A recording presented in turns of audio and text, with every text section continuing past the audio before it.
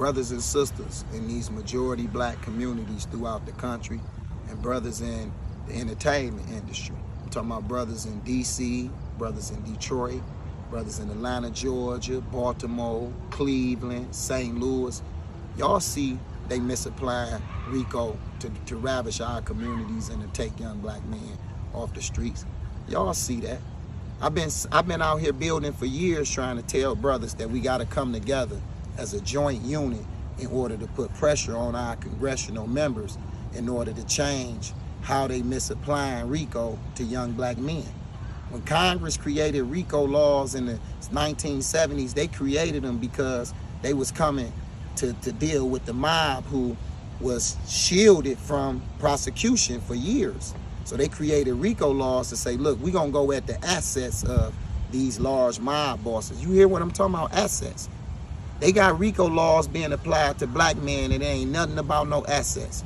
I got nine indictments coming out of the city of Detroit going back for the last decade where they misapplied RICO to black men between 18 and 40 years old. They don't got no assets. They don't got no real estate. They don't got no jewelry. They don't got no cars. They don't got nothing. They done criminalized our whole culture.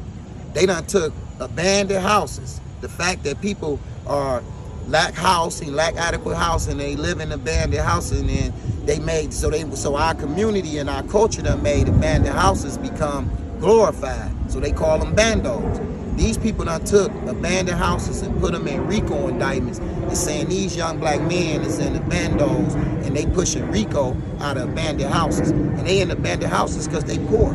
They don't got adequate housing. So I don't know what it's gonna take for us to wake up. Them two-bit attorneys that people is hiring, they got no vested interest in fighting RICO from the heart of the matter. And the heart of the matter is that they misapplying it to go through these communities and ravish our communities. They taking everybody and associating them together, misapplying it.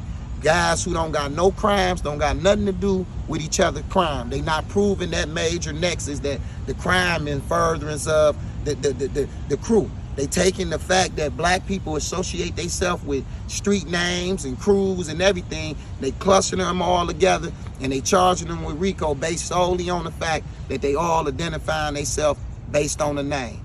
Nothing else, okay?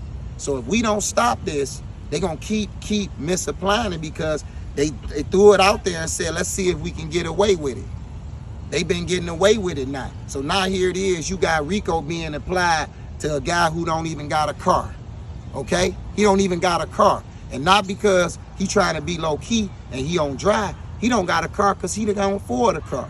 They got guys, they playing RICO to some of the indictments. They said these young guys jumped somebody coming from high school. RICO.